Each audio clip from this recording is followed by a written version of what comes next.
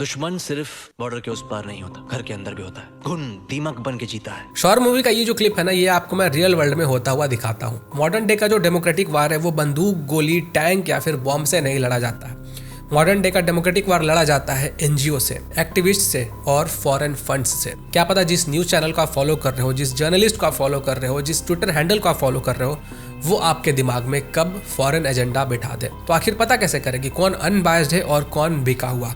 इसका सबसे आसान उपाय है पैसे को फॉलो करो। जिस भी व्यक्ति को जहां से पैसे आते हैं वो उसी की भाषा बोलता है। आप ये सोच रहे हो कि हमारे देश के बाहर के लोग हमारे देश के अंदर कितना ही पैसा भेज देंगे, 100 करोड़, 200 करोड़, 300 करोड़, इससे ज़्यादा क्या भेज देंगे। लेकिन मैं आपको बताना चाहूँगा कि हमारे देश के अंदर 88,000 करोड़ रुपए आए थे 2017 से लेकर 2022 तक में।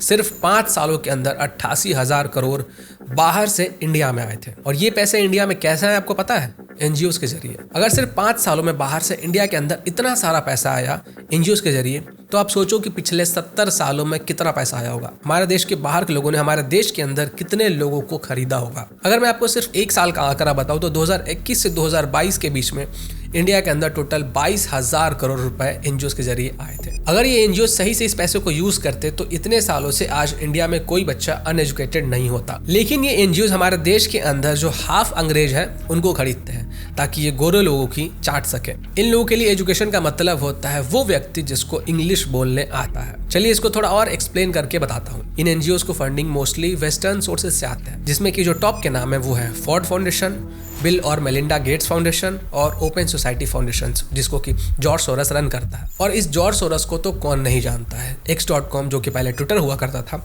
उसके ऊपर एलन मस्क ने भी कितनी बार जॉर्ज सोरस को टारगेट किया है। जॉर्ज सोरस सिविलाइजेशन को डिस्ट्रॉय करना चाहता है। आपने ढेर सारे वीडियोस देखे होंगे जिसमें बताया गया है कि ये व्यक्ति कितना डेंजरस है। इस अकेले व्यक्ति ने पूरे दुनिया का बुरा हाल किया हुआ है और अब इसकी नजर हमारे भारत देश के ऊपर है। आप मेरा ये वीडियो देख सकते हो जिसमें मैंने जॉर्ज सोरस से रिलेटेड जो भी इंफॉर्मेशन है उसको पहले ही शेयर किया हुआ है। अब ये जो हमारा प्यारा भारत देश है, इसका फायदा तो सभी कंट्रीज उठाना चाहते हैं और इसमें चाइना भी कहीं पीछे नहीं है। ये जो चाइना है ना, ये हमारे देश के अंदर बैठे जर्नलिस्ट को खरीद लेता है।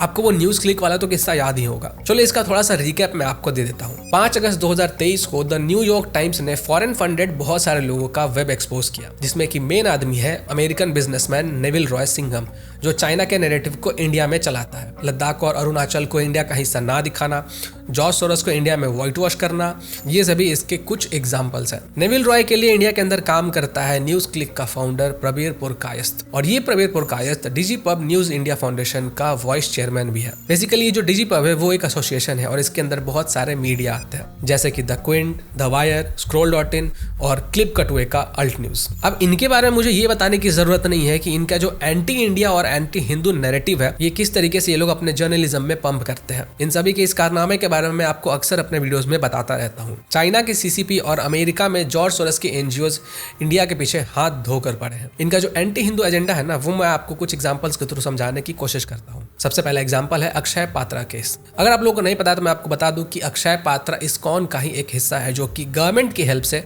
बहुत सारे लोगों को खाना खिलाते हैं। लेकिन ये जो अक्षय पात्रा है, उनको 50 से 60% फंड गवर्नमेंट के थ्रू मिलता है। बाकी का जो फंड का हिस्सा है वो इस्कॉन के लोग पूरे दुनिया में घूम घूम कर लोगों से एज अ डोनेशन के रूप में मांगते हैं। अब आपको पता होगा कि जो लोग इस्कॉन से जुड़े हुए होते हैं वो लहसुन प्याज वगैरह नहीं खाते, तो जो खाना बनाया जाता है बच्चों को खिलाने के लिए या लोगों को खिलाने के लिए, तो उस खाने के अंदर लहसुन और प्याज नहीं डाले जाते हैं। तो एक एनजीओ है जिसका कि नाम है the right to food campaign. हालांकि इनके नाम में the right to food campaign है, लेकिन इनका काम कहीं से भी खाना खिलाने का लगता नहीं है।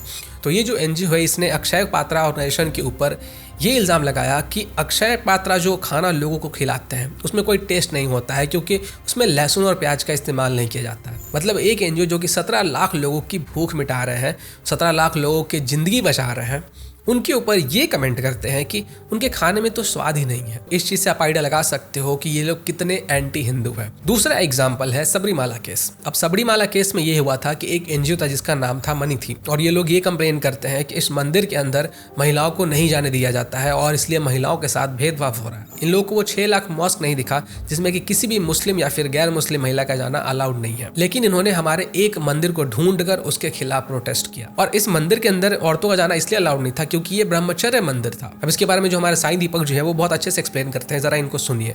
there is only one temple dedicated to a specific deity who happens to be a brahmachari, and in that particular place there is a restriction for a particular age group, not because of menstruation but because he is a brahmachari. And we are being told that that practice needs to be necessarily compared with untouchability, that needs to be compared with sati pratha, that needs to be compared with widow remarriage. Where is the sense of proportion in this debate? No, I'd like to add something. I'll have to finish my point. I'm not yet done, ma'am, and I've been silent all along. It doesn't make a difference if India is a secular country or not. You know why? Because a place of worship is not a secular place. By definition, it is a religious place. Okay? So please do not apply secular logic to religious places, because you will not tolerate application of religious logic to secular places. तो ये जो लोग हैं ना, वो अक्सर ऐसा मौका ढूंढते रहते हैं कि कैसे हिंदुओं को टारगेट किया जाए, और ये लोग इस तरह का काम इसलिए करते हैं क्योंकि ये लोग सनातन धर्म के अगेंस्ट रहते हैं। आपने वो उदयनिधि स्टालिन का तो वीडियो देखा ही होगा जिसमें वो इरेडिकेशन ऑफ सनातन धर्म के बारे में बात कर रहे थे। साथ में आपने कुछ और लीडर्स के भी वीडियोस देखे होंगे, जैसे कि मल्लिकार्जुन खड़गे का, राहुल गांधी का। ऐसे मोदी जी को अगर और शक्ति मिलेगी देश में, तो समझो फिर इस देश में सनातन धर्म और आरएसएस की हुकूमत आएगी। हिंदुत्ववादियों का राज है, हिंदुओं का नहीं। और हमें एक बार फिर इन हिंदुत्ववादियों को बाहर निकालना है। तो जब जब कांग्रेस पावर में रही है तब तब इन एनजीओस को फुल पावर दिया गया है, इनको फ्री हैंड दिया गया है कि जो मर्जी आए करो, जितना चाहे उतना रिलीजियस कन्वर्जन करो। और इसी कारण से हमारे देश के डेवलपमेंट पे भी इफेक्ट पड़ता है, क्योंकि जो गरीब होते हैं ना, उनको कन्वर्ट करना इनके लिए आसान होता है। जो वेस्टर्न कंट्रीज है उन्होंने अपने आप को डेवलप कर लिया, लेकिन वो लोग इंडिया को डेवलप होते नहीं देखना चाहते हैं। उसका रीज़न यह है कि वो लोग इंडिया को सिर्फ एक मार्केट के तौर पर देखते हैं कि इंडिया एक बहुत बड़ा कंट्री है जहाँ पे कि बहुत ज़्यादा लोग रहते हैं, बहुत इमेंस अमाउंट ऑफ पॉपुलेशन है, और वहाँ के लोग हमारे खरीदार बनेंगे, वो हमारे लिए मार्केट है।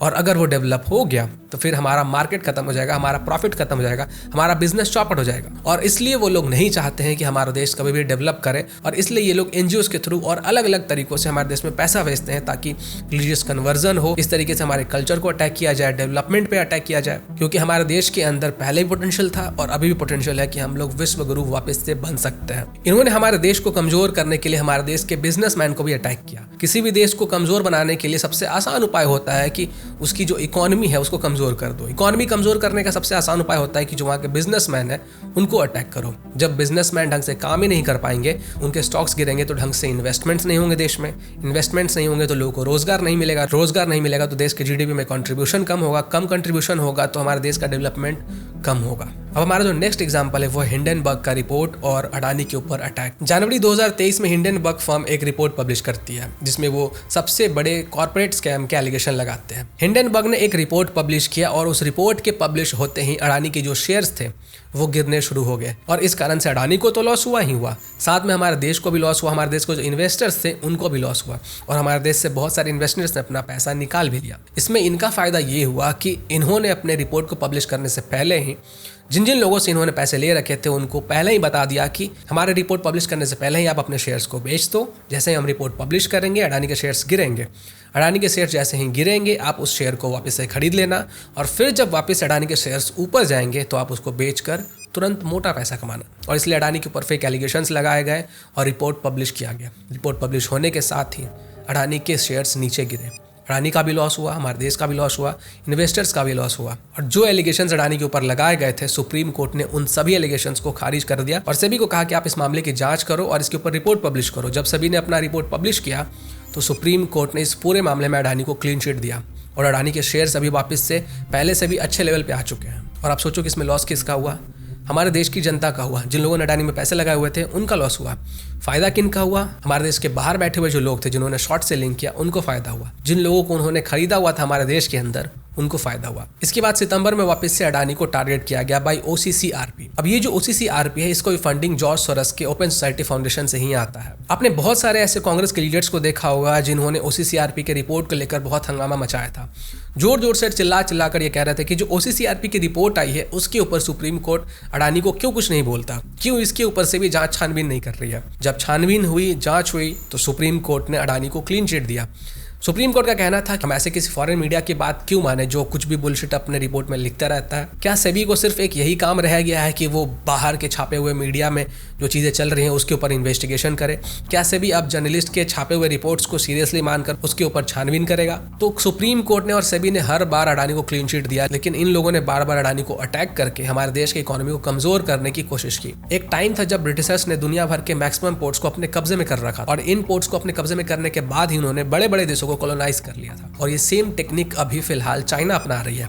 चाइना भी यही काम कर रहा है। जहां पे भी उसको कहीं पे पोर्ट नजर आता है वो उसको अपने कब्जे में करने की पूरी कोशिश करता है और कुछ हद तक वो सफल भी रहा है। लेकिन चाइना के इस टेक्निक के सामने मेन रोड़ा आता है अडानी ग्रुप। अडानी का डायरेक्ट कंपटीशन है चाइना की कंपनीज जिनका नाम है कॉस्को, हवाई, DHL। अडानी ने काफी पोर्ट्स खरीद रखे हैं जैसे Australian port, Bangladesh, Tanzania, Vietnam या फिर श्रीलंका का कोलंबो पोर्ट। और चाइना को दिक्कत तब होने लगी जब अडानी ने इजराइल के हाइफा पोर्ट को चाइना के मुंह से खींच लिया। अब अगर हमारे देश का बिजनेसमैन चाइना को हिट कर रहा है और चाइना को उससे बहुत ज्यादा लॉस हो रहा है तो चाइना जिनको पैसे देता है उनको तो दर्द होगा ही। और इसीलिए ऐसे लोग बार बार आपको न्यूज मीडिया के अंदर अडानी अडानी चिल्लाते हुए नजर आएंगे। कोई भी देश तभी आगे बढ़ता है जब उस देश का बिजनेसमैन सक्सेसफुल होता है, वो इन्वेस्टमेंट लाता है, लोगों को रोजगार देता है। जब ज्यादा से ज्यादा लोगों को रोजगार मिलेगा तभी तो वो हमारे GDP में कंट्रीब्यूट कर पाएंगे। हमारे देश का GDP जितना ज्यादा बढ़ता जाएगा हमारे देश का डेवलपमेंट भी उतनी ही तेजी से होगा। पर हमारे देश के अंदर बैठे हुए कुछ लोग जो कि दीमक या फिर घुन बनकर जीते हैं